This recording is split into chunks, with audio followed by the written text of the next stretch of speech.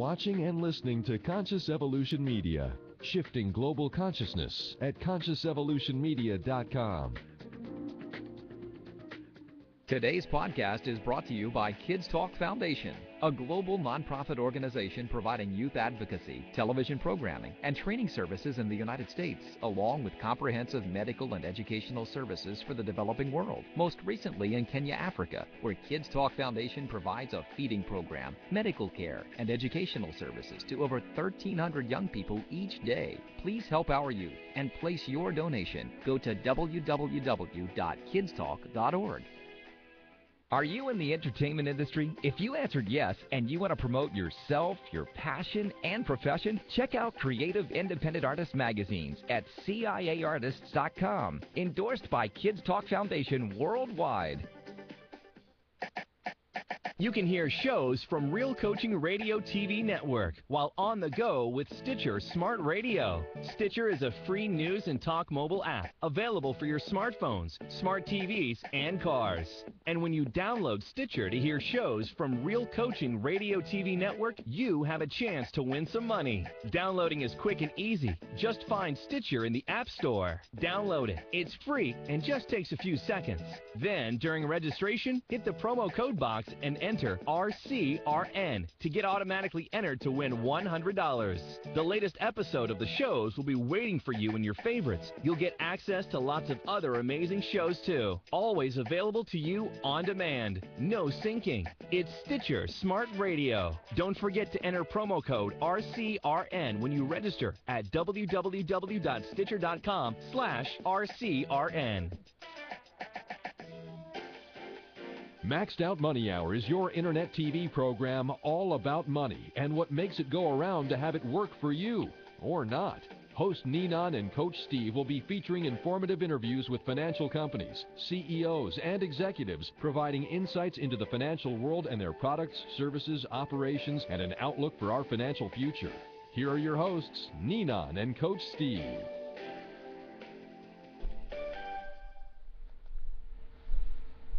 Welcome everybody to the Maxed Out Money Hour on this beautiful Tuesday evening.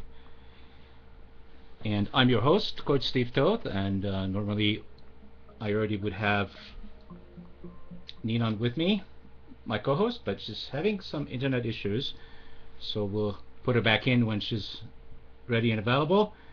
I want to welcome Kyle Pierce. He's joining us from Canada. He's in the mortgage business, and we're going to have some fantastic time talking about what's going on with real estate in Canada, what's going on with the mortgage business, and whatever else that will unfold.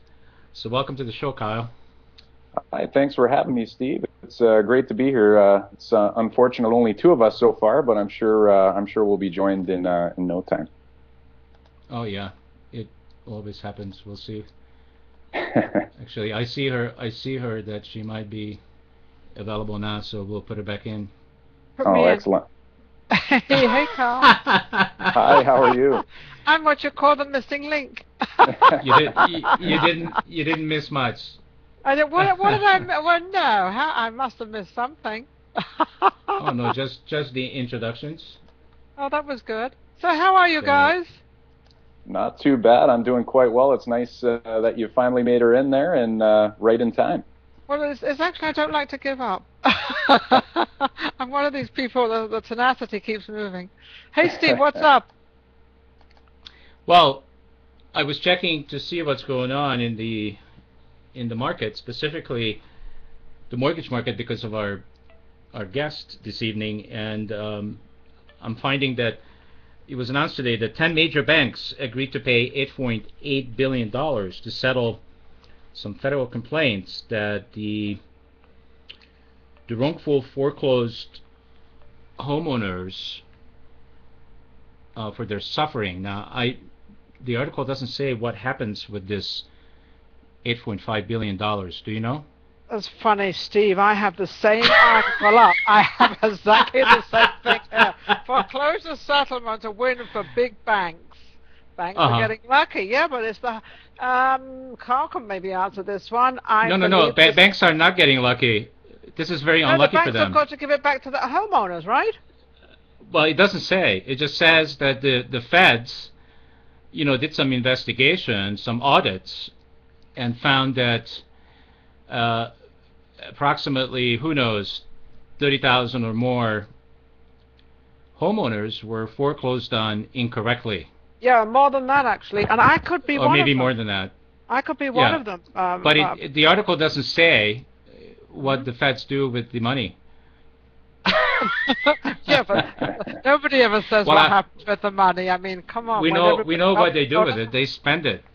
Yeah, right? What happens when the banks got bailed out and also the car companies got bailed out? Hey, come on, where did the money go? Where can we think the money went? Hello? Kyle, do you know? These are all the big banks that are too big to fail. Do you know what happens with all this billions of dollars? Carl? Actually, you know what? I'm pulling up the article myself here, and I'm assuming that we're talking about the U.S. settlement here with the 10 major banks. Correct. I know the system's a little bit different in the U.S. I say a little bit. It's actually quite different in the U.S. We go through a process quite different than the foreclosure process. Ours is called a power of sale. Doesn't quite work as so pull the carpet from under someone's feet as the U.S. system works. So, we don't really have that same I guess debate going on over here. But I can imagine with all the foreclosures and short sales and all the issues that have been happening over the past we're going to be looking at 6 years now, 7 years. A lot of the dust hasn't even settled yet. Yeah, and a lot of it's just coming to fruition as well, because they said they had a big stack of foreclosures, and then all of a sudden it sort of died down, everything went quiet, and I guess because this was looming up, so they had to keep their mouths shut, all the banks. But I know that they have a tremendous amount of foreclosures because I know a lot of the bank people, and so they suddenly sort of disappeared. So I guess this is why they didn't disappear, but this is why they weren't spoken about, and this is why they tried to sort of change things. So I think a lot of what's going to happen with foreclosures and short sales, what I think is it's just going to die down for like a whole year, because I know they also just extended at the end of 2012. They were going to forgive all loans, all taxes, and all different things they were going to forgive. The banks were going to forgive and pay everything, and everything was fine up until December 31st. So everybody was panicking, doing short sales and what have you, and now they've extended that for another year. So everybody's now, so our audience out there, you're extended for another year. So if you go in for a short sale, everything will be forgiven. So you don't have to worry about your taxes or anything else. It's all on for another year. They don't publicize that, but it is out there, and that is what's happening. So that's good for our audience to know. Do you have that sort of thing as well, Carl? No, actually, over here, I mean, we're a lot of people are getting concerned in certain markets like Toronto and Vancouver that they may be going through a bubble similar to what happened in a lot of the, I guess, in the majority of the U.S. major cities. It's not quite as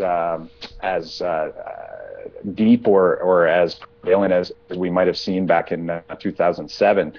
But there are some people that are concerned that, condo prices, especially in Toronto and Vancouver, just keep on rising. And, a lot of people are jumping on that bandwagon to purchase property.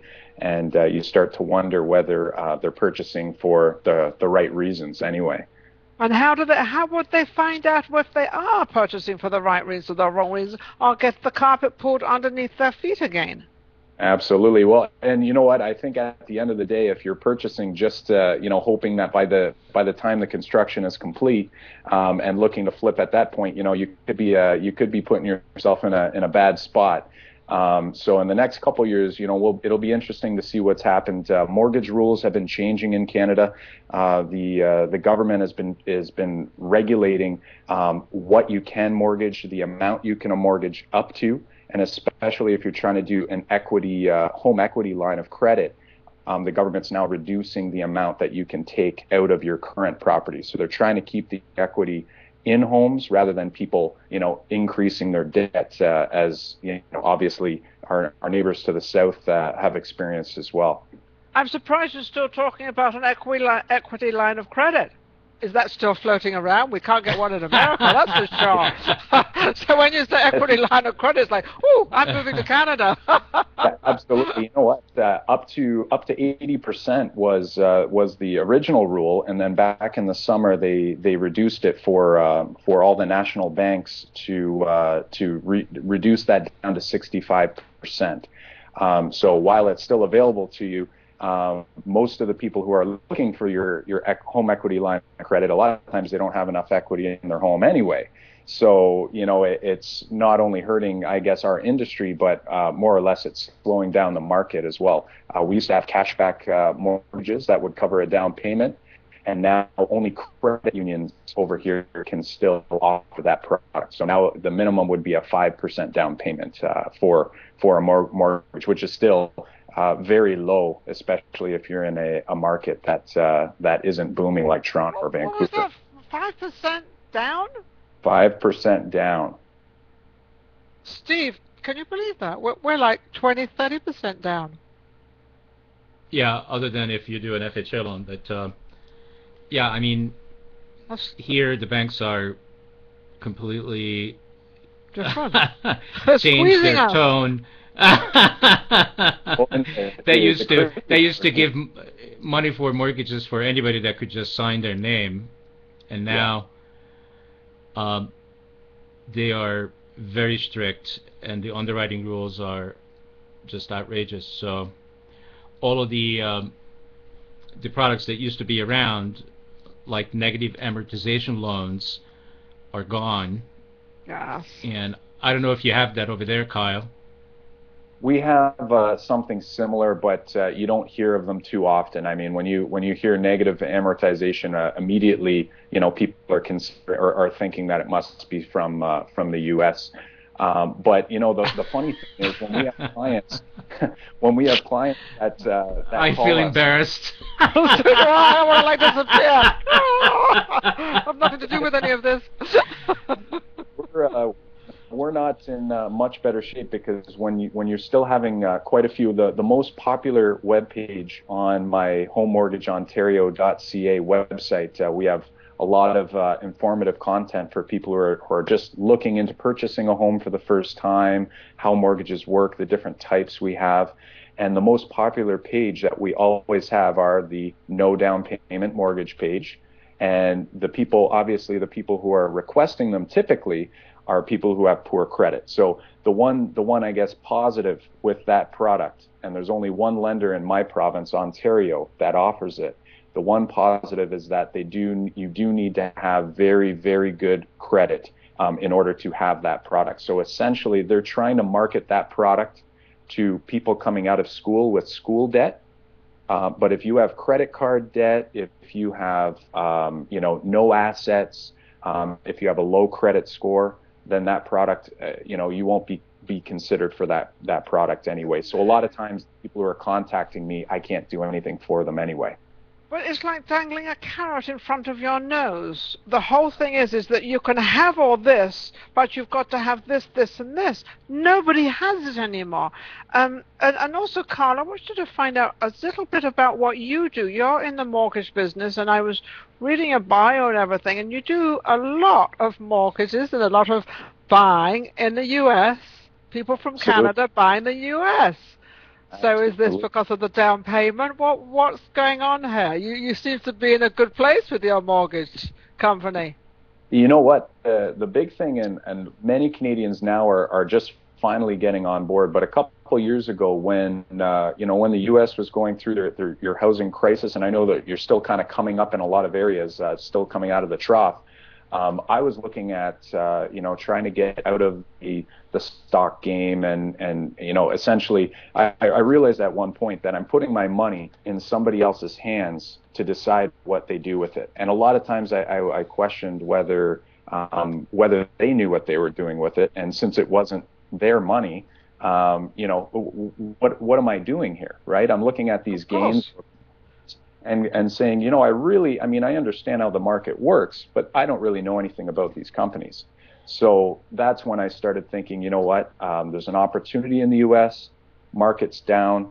I'm gonna jump into the real estate market here and and learn as much as I can about it in the U.S. and now have a couple properties down there, and obviously we're always looking to do more, whatever will allow for it anyway. And then how do you get your financing? I mean, if you say you're buying it personally yourself? Yes, absolutely. At this point anyway, and I know that eventually, we'll probably have to look into partners and so forth, but our first property I'll talk about anyway. The first one we were looking at was down in Florida, and what we did was we took some equity out of our current home in Canada so that we could go in with a cash offer. We wanted to have that trump card, right? Somebody else is relying. Very smart. Mm-hmm.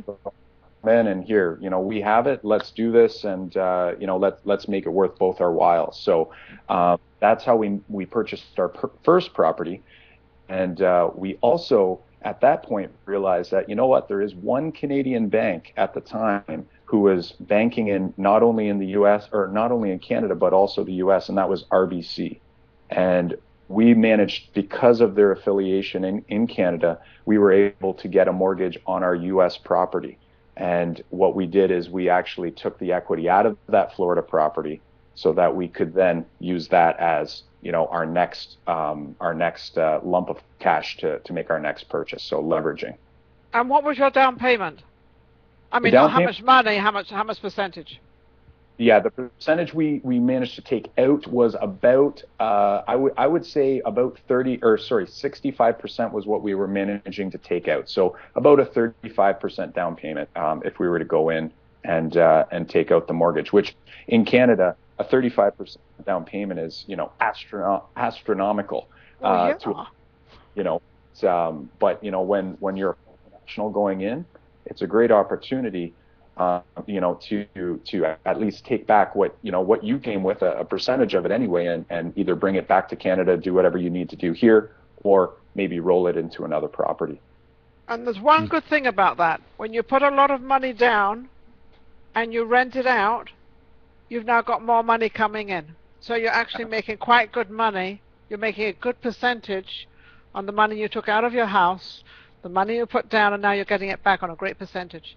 Absolutely. And I mean, it's always nice to, even if you were, the positive cash flow, if you're breaking even, but you don't have much of your own money in the property anyway, then all of that appreciation and all of that equity that you're building through the rental income is not a bad situation to be in either. So, yeah. Is there a ceiling on how many investment properties you can mortgage in Canada? It's not necessarily there's no necessarily number. It's more or less what you can afford, right? So we have our debt ratios that we have to abide by. Most lenders, the rules are pretty loose. Probably not as loose as they were in the U.S. Back a while, about 5-6 years ago. But typically, what it is when you're buying a rental property, first of all, most lenders aren't going to lend you money based on the income it's going to be bringing in. They might give you 50% of that. So if, for example, you're bringing in $1,000, they might count $500 as additional additional income coming in each month. But essentially, you need to have that, that cash flow coming in from somewhere. Be it, your corporation. I know in the U.S. LLC is pretty common, but here you'd have a corporation, and you'd have to have the money to support the rental properties if they. Yeah. Okay, got it. All right, so I was also curious. This mortgage company that you're with, do you own a franchise? Actually, I work out of the mortgage center in Windsor. There's about 5 agents working out of that office, and that is owned by Valenti Real Estate, which is quite a large and popular real estate company in the Windsor, Essex, Ontario area. Okay, got it.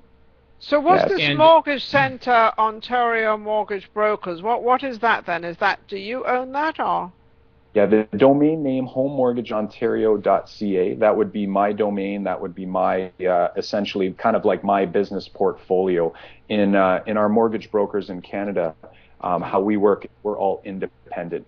So we might work under a office. Another mortgage brokerage would be Dominion Lending Centers and so forth. But essentially, we're working independently, and we're generating our own leads, maintaining our own clients and receiving our own referrals. So it's not a come into the office and kind of share the wealth. And who do you have to pay for that particular name? Do you have to pay somebody for that? Absolutely. Mortgage Center is a national company. So the franchise owner, which would be Valenti, they're the ones who pay that franchise fee, as well as they receive a commission off the top from all of the agents in the office. Ah, okay, yeah. So I'm wondering how they made their money. I know how you make yours now, but how do they make theirs? Charity case, that's for sure. Okay, Go ahead. Go ahead. No, you go. You did men first. Huh? I respectfully yield, Your Honor. That's quite right. I was going to ask actually what the difference is dealing with people in Canada and dealing with people in America. What is the difference in making a deal? Because I know there's a lot of deals in America that they don't start making the deal until they open escrow. Now, do you have a lot of that there, or is that not allowed? No, it's quite different. Are we just talking about a Canadian property purchase? Any property you buy in Canada, is the deal, do you start a deal when they get into, a lot of people do their deals, they get everything together and they say, yes, we'll buy it. Then they start making the deal once it's in escrow. Then they start dealing. Do you have that problem there too? No, actually, it's a pretty smooth process. The lenders do quite a bit of due diligence. In Canada, you must close at a lawyer or with a lawyer present. So that's something that is very different from state to state. In Canada, anywhere you purchase in Canada, on closing day, the buyer has to go to the lawyer, sign the documents. The lawyer will have the down payment money in the trust account, as well as the lender's portion. That can be forwarded on to the appropriate people. So if they need to pay off a mortgage from the seller, so that'll a percentage will go off to the bank that's owed that portion. The remainder will go on to the seller or to mortgage holders. So you don't have an escrow office; you have a lawyer office. Lawyer office, and the lawyer will have a trust account, and everything will go to the lawyer's trust account. Yeah, so it's very different, and it's very smooth because the lender's in a position where the lender doesn't want to go through all of this trouble, send all the money to the trust account the day before, and then get to closing day, and then where no down payment, or this isn't right, or this wasn't accurate, this person doesn't have a job, whatever it may be. So everything's done ahead of time. All the documentation is forwarded on to the lender and confirmed. So essentially what we do as the mortgage agent or the mortgage broker, we'll collect all the documentation, we'll do the application, we'll submit it to the appropriate lender that we feel is best suited for that client. And then that lender will go through, and we kind of work as the middleman, right? We're trying to make sure that both are happy. It sounds like a very honourable deal, and everybody's very honourable, and everybody knows the plan. Not necessarily in America does that happen. So who ensures over there in Canada that the property is free and clear? That would be the lawyer. So the lawyer would check title and ensure. So the lawyer does what the escrow companies do here. Interesting. Right. Isn't that interesting? And but the lawyer has to check all the titles and everything and get clear title and the whole bit. And he provides insurance. So if he or she messes up, then it's paid by the insurance. The lawyers come back again. Don't hear that happening too often, where there's an issue after the fact. The lawyers, they cross their T, dot their I's. They have their, they're obviously fully insured. But I feel like the property or the real estate purchasing process in the U.S. is much more scary and daunting because of all the outside factors. You know, you're dealing with there's so many people's fingers that are in the deal that I'm surprised. I think every deal that's closing is a miracle. It is.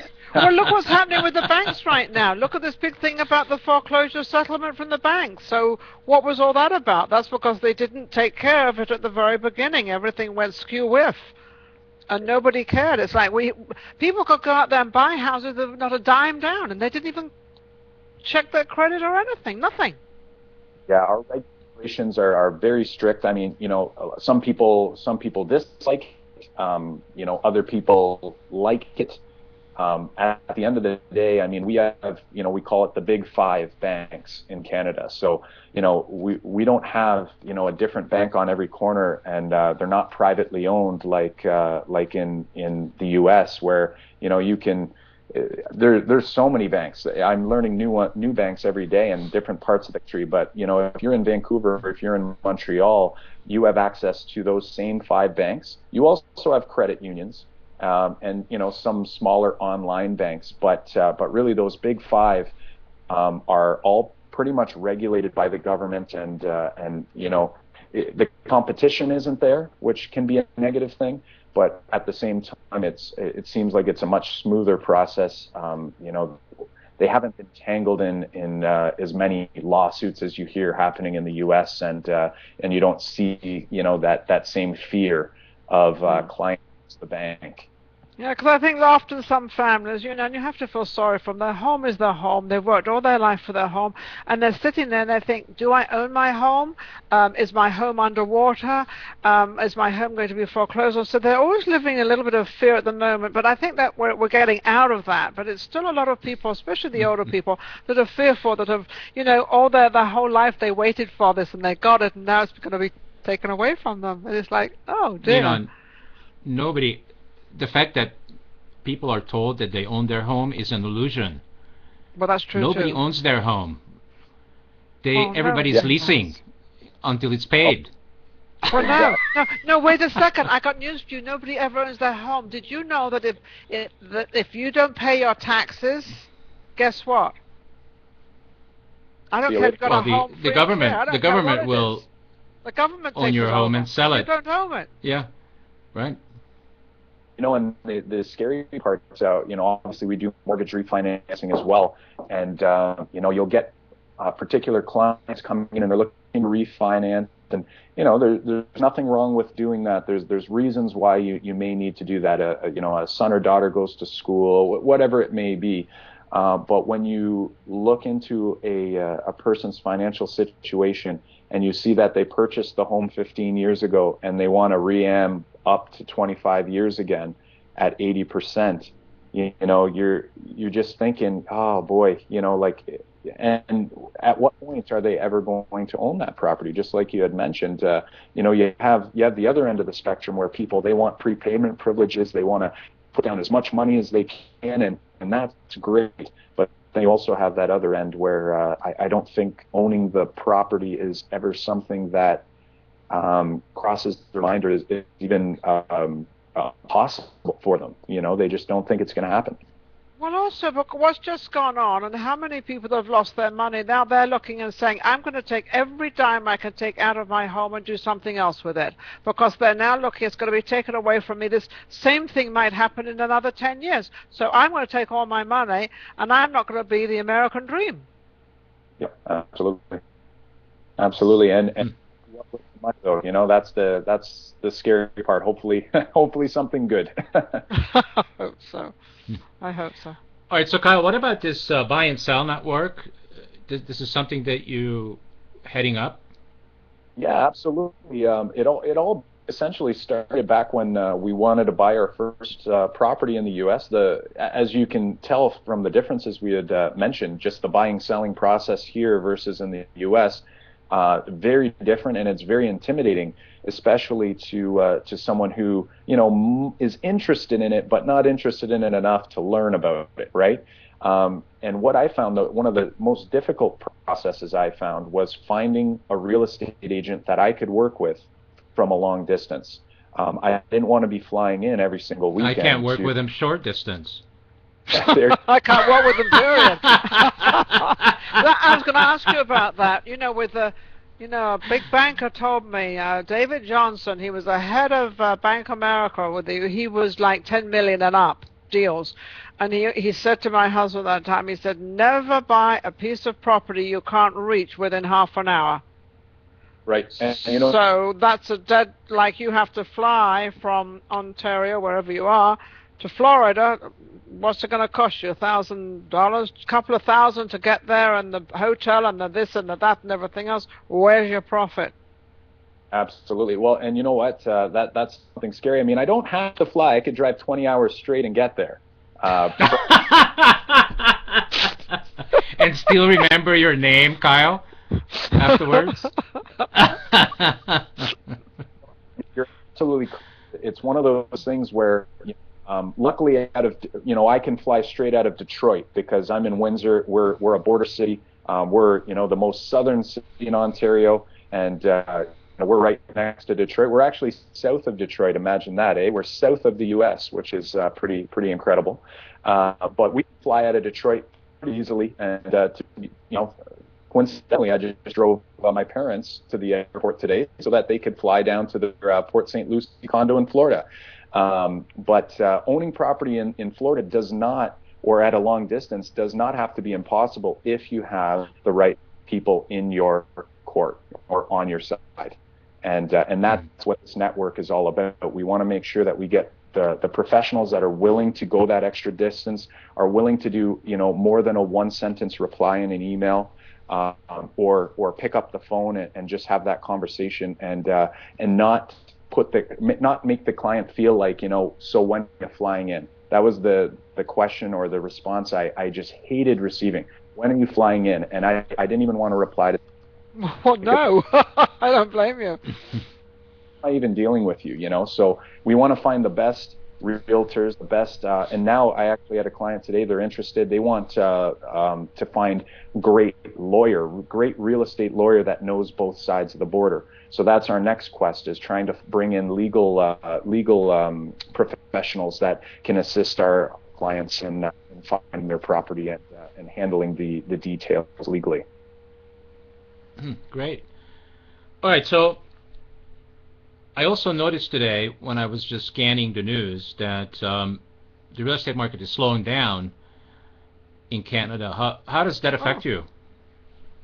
It's actually, yeah, absolutely. It is slowing down. I mentioned earlier, because of those mortgage rule changes. Right now, the economy isn't strong enough for interest rate hikes. So essentially, the government's trying to limit debt without limiting people who can handle debt, if that makes any sense. So rather than totally deter the whole market by increasing interest, we still need people buying.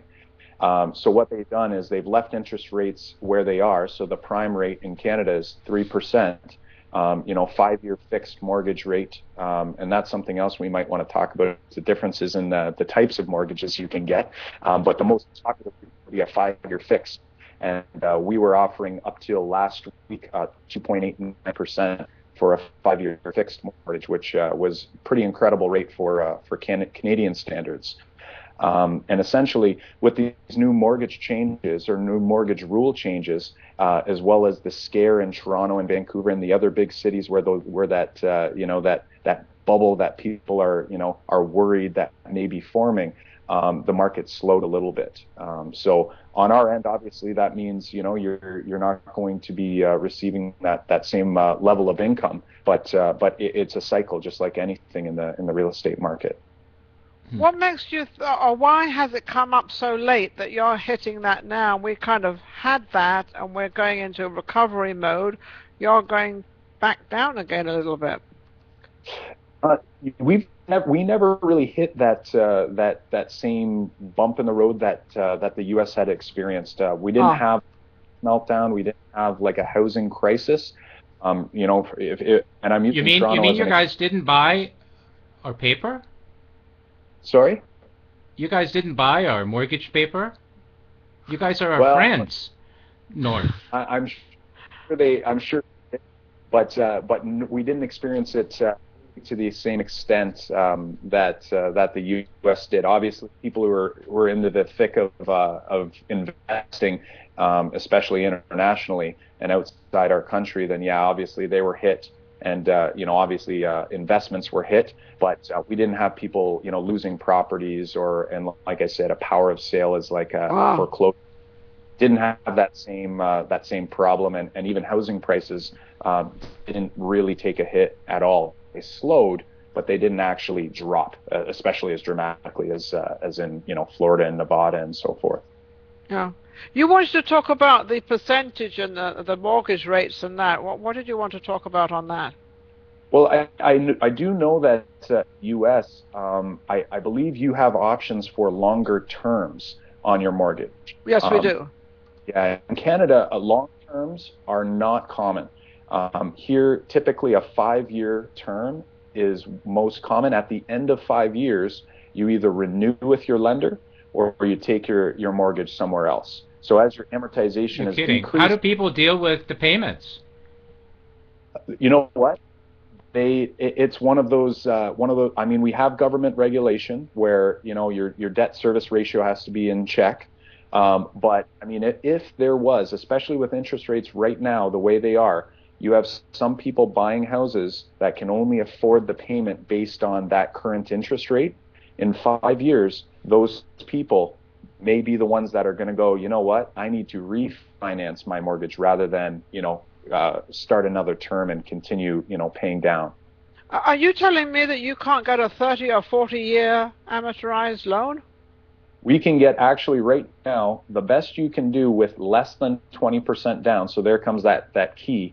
If you have less than 20% down, which is a luxury, it sounds like to you guys, if you have less than 20% down, you're looking at a 25-year amortization maximum, and that's a regulation that just recently was passed. Okay, you used to be able to extend it, a lot longer.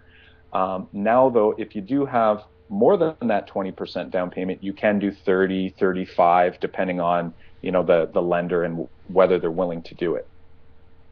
Okay. Interesting. I just can't get over how people afford 5 loans amortized for 5 years. I mean, the payments must be huge. Clarify. I think I may have led you astray. What we have is typically the 25-year amortization, except we've only agreed on the interest rate for a 5-year term. So at the end of the 5-year term, you now have 20 years remaining on your amortization. Oh yeah, that's different. Yeah. Then you negotiate it. I couldn't get my arms around the 5 years. You've got to go and find another bank, or you've got to start paying another financial, setup. What I had intended is I do know that there are offers out there where you can lock in your interest rate for a lot longer than 5 years in the U.S. In Canada, typically the longest you'll see is 10 years, and you're going to pay such a premium that most people avoid them. What we have here is the ARMs, which is the same as what you're describing. I can have a 3-year ARM, a 5-year ARM, and then the interest rate is fixed for that period, and then after it's over, then it's up for whatever the current rates are. Yeah. Okay, so an ARM is an equivalent to what we would call a variable interest rate over here. Yeah, but this ARM product has got a lot of people into huge trouble. because people were experiencing their mortgage payment going up $500 to $1,000 a month. Now, does that happen throughout the term or at the end of a fixed amount of time? Would it be a 5-year term? No, what ends up happening is you sign an ARM for 5 years, but it's really amortized for 30.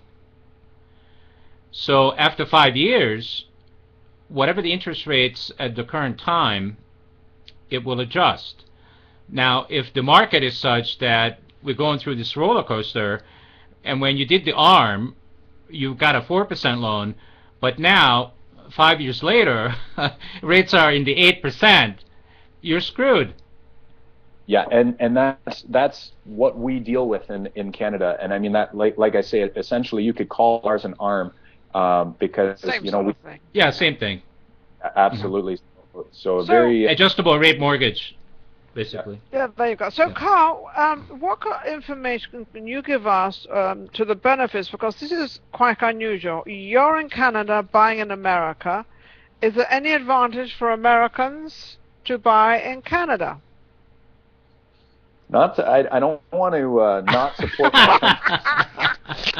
Yeah, well, I know, but let's have the honest truth, Carl. Look at that smile. He's giving it away already. Yeah, don't. Because everybody, but I'll take you out of. I'll take you out of Scratch the. your nose, Kyle. Scratch your nose. I'll We take you out of understand. the mess, Carl, because a lot. I'll take you out of the mess, so you're not alone. Like England, France, Germany, everywhere, all over, people are buying in America, and they're buying in quantity. Right. They're not buying in Canada. They're not buying in their own place. They're buying in America. So obviously America is at the moment the place to buy. And if it's the place to buy, why are we in such a mess? But you know what? I mean, and I guess the sad truth is it wouldn't be the place to buy if it wasn't a mess. That's I guess the unfortunate That's part. sad. Absolutely, and that's no offense to anyone who's listening from the U.S., but you know, I've had conversations with some Americans who, you know, are kind of almost insulted that people are coming in and buying you know, like, what, you're coming in and buying our property, and I tell property. That's what they're saying. Yeah. yeah, but I'm saying, you know what, this is something that you want. You want this to happen to bring up the prices and bring things back to normal. Obviously, you don't want, you know, all the property to you know, to be being purchased by a foreign buyer, but essentially, without someone coming in, without that third party coming in to kind of inflate the market a little bit, you know, it would be a really, really tough go to get things going. In Toronto, however, you know, still a great place to invest. For a real estate investment property, you're going to get appreciation, and you're going to get rent. You know, they pay very high rents there. The problem is to get into that market, it's usually out of most people's ballpark. Just to purchase a home and live in Toronto is usually, you know, that life goal for most people in the GTA, which is the Greater Toronto area. You know, so if you're looking to get into the market, you're going, well, you know what, I can get in to, you know, somewhere in, let's say, Florida, Las Vegas. These are big cities where, you know, you can still get a good rent, and you know that you have the appreciation at some point is going to come back. Maybe not to the 2007 level, but we do know that, you know, we are at the bottom. Like, we're not going to be going down, you know, much further or for too long anyway. Very well said. What's the economy like and unemployment right now? You know what? We're having some issues. Actually, where I'm from, Windsor, Ontario, we were the automotive capital of Canada. You know, up till a few recent years, where, you know, now we've got plants shutting down. We had a Ford plant shut down. We had recently the last GM plant in the area shut down. My father-in-law actually was a GM worker and, you know, forced into early retirement. So our area is actually the highest unemployment rate. And I believe just the other day they had mentioned it somewhere around that 9% mark. So I think we're the highest in Canada. I'll just kind of Google that as well, just to see if I'm being accurate here with the unemployment. Hey, there's light. It's great when you put that your internet on. We see your face. Keep the internet on. That's cool. But would that be because you're right near Detroit? You said Windsor and Detroit are very close, right? Absolutely, yes, we are. We, you know, right next door. Because they have problems. They're going downhill and downhill and downhill. Oh, and that's I if I had to guess, I'd say that, you know, the most troubled city in the U.S. At the current time. I mean, I don't know. It is. I go stations, but it's one of them anyway. It's one of the top ones that are out there that are absolutely having a terrible time. But then you look at all the cars on the road and you look at what's going on and you say to yourself, why?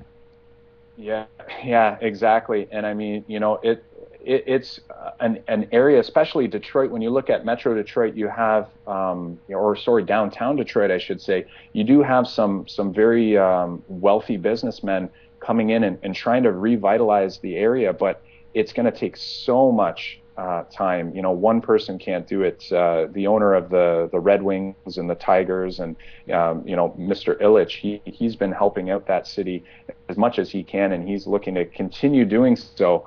But people still are avoiding moving into the city. They don't want to be in there yet until things get...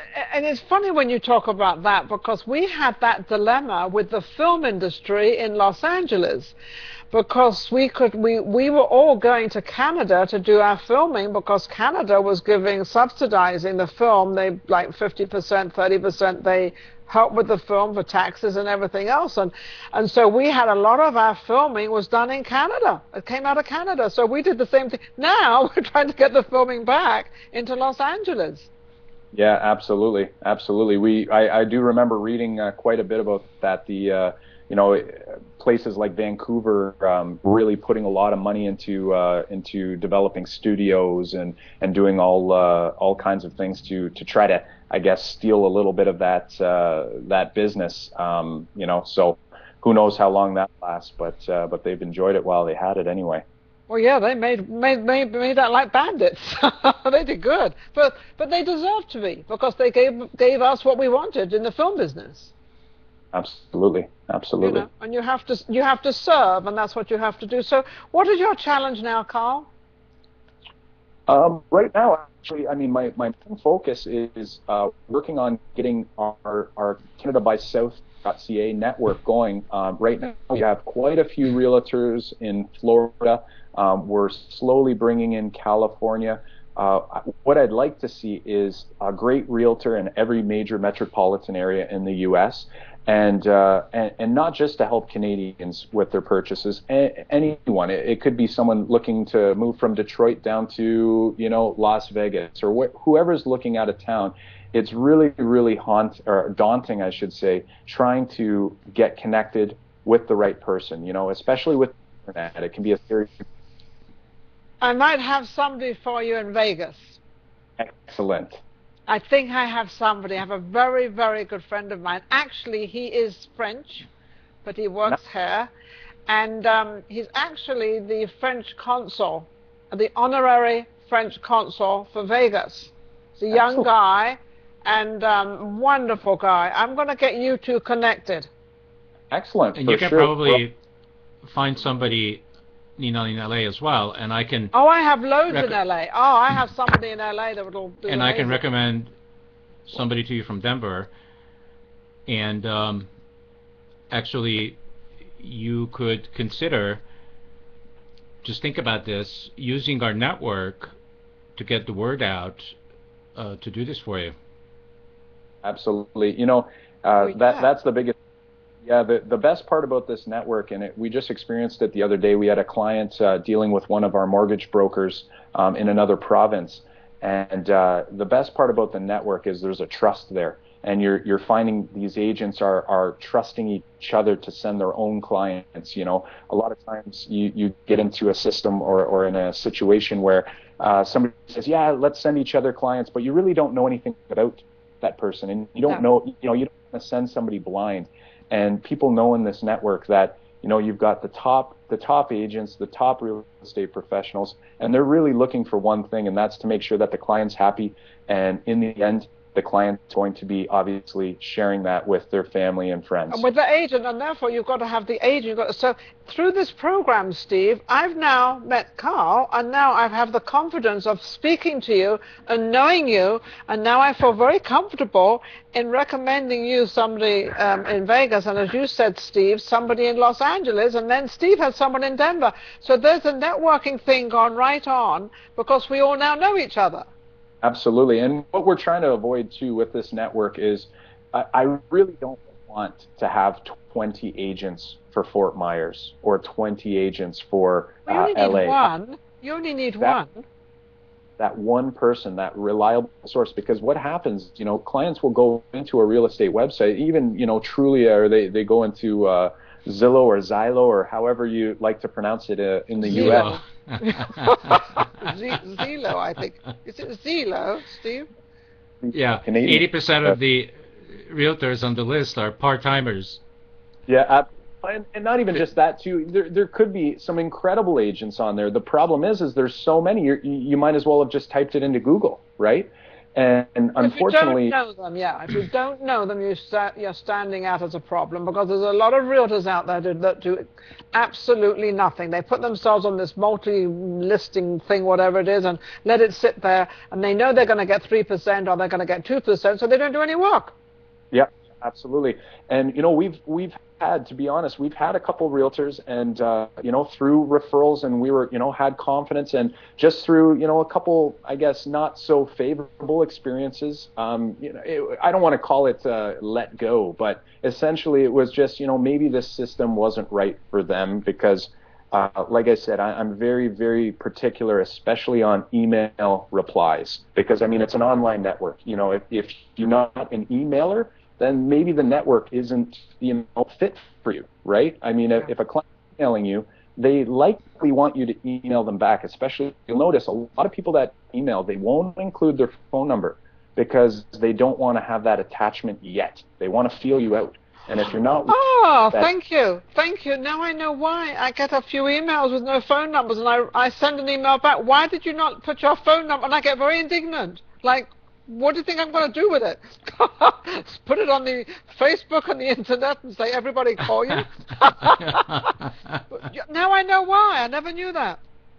I was in that exact same position where, I was trying to find a realtor, and I just had my guard up. It didn't mean that any of these people I was talking to that I had the right to do this or I had any reason to do this. But essentially, the internet is a scary place. So you hear about fraud, and you hear about, when you're 2,000 miles away, you want to make sure that this person's taking that time and that energy to really care about you before you care about them, so to speak, and that's what we're. So we want to build a network based with realtors that have that understanding and can respect the client's, timid approach at first.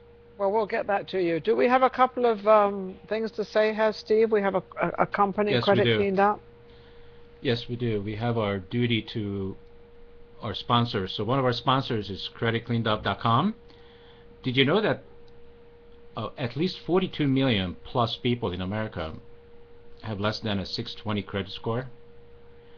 Wow. And what that means is that for those people, purchasing a major item like a home or a car, it becomes very expensive, more likely impossible. Mm-hmm. So I think we talk about this every day, that the economy is this and that, the other thing in the U.S., and if we all become responsible and accountable for our own lives and get to work on repairing our credit, do you know what a difference that would make in this country versus waiting for the government to fix it all? They're not going to fix it. Well, no, they don't make any money on fixing it, so why should they? If they made money on it, they would do it. But they have to fix the credit, but they don't make any money on it.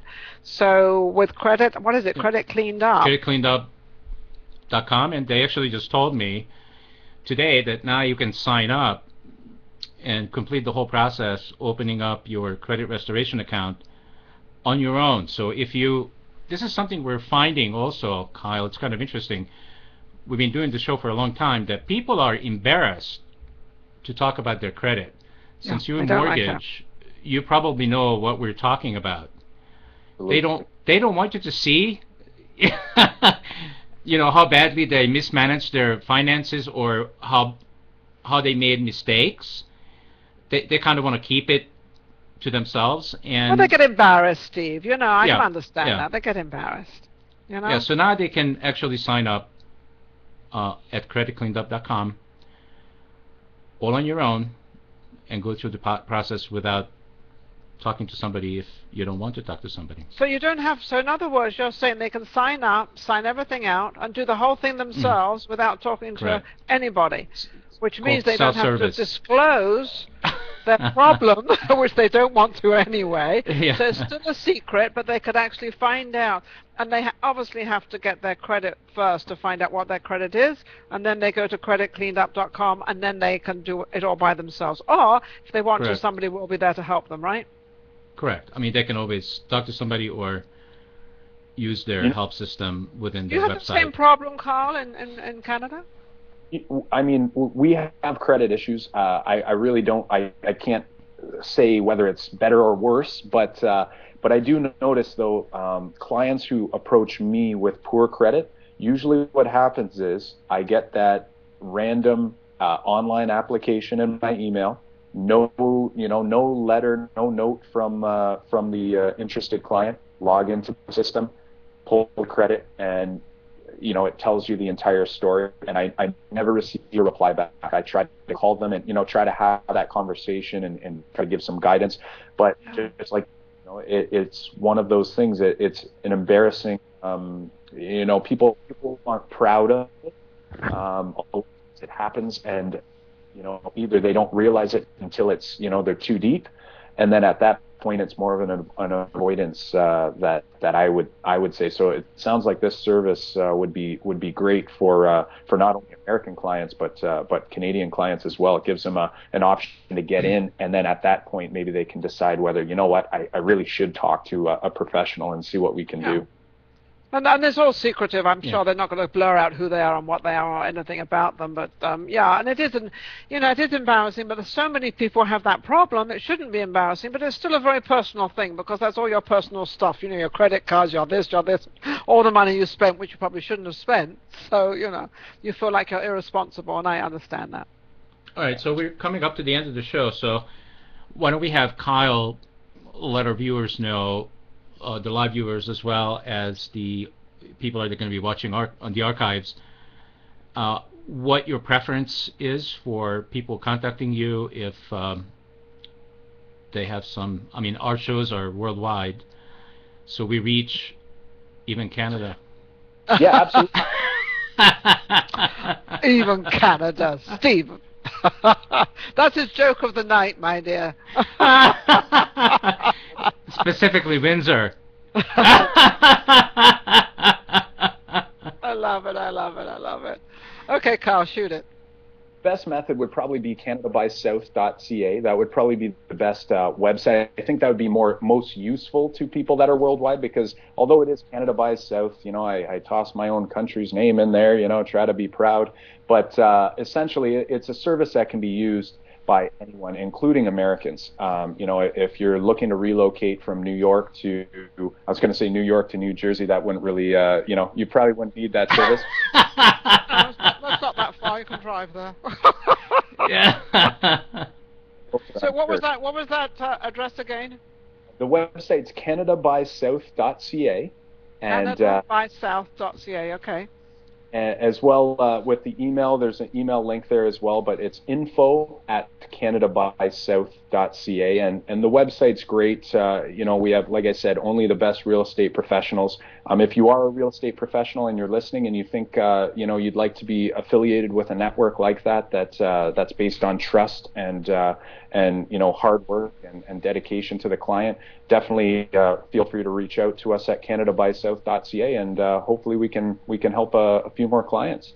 Absolutely, and I'm sure, and that's what we're here to do. We're here to give them information, to help them, and that's why we have people like you on our show, so you can inform them what's going on in another country, Canada. So we now know a little bit what's going on in where you are, and you obviously know a lot more what's going on in America, but it's been amazing. Thank you.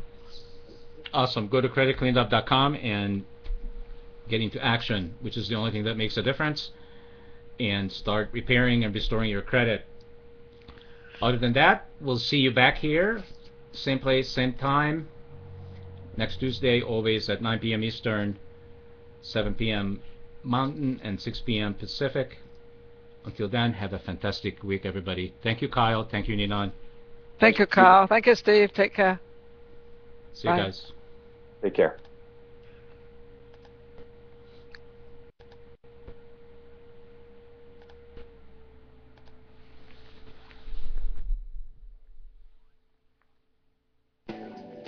Watch the Maxed Out Money Hour Internet TV show program All About Money with your hosts Ninon and Coach Steve every Tuesday evening at 9 p.m. Eastern, 8 p.m. Central at realcoachingradio.net. Today's podcast is brought to you by ObesityHotline.com, the silent killer, providing support and encouragement in the prevention of this rising epidemic. Featuring the Body by Vi Challenge. Is there a quick answer to the question? Go to www.obesityhotline.com. You're watching and listening to Conscious Evolution Media, shifting global consciousness at ConsciousEvolutionMedia.com.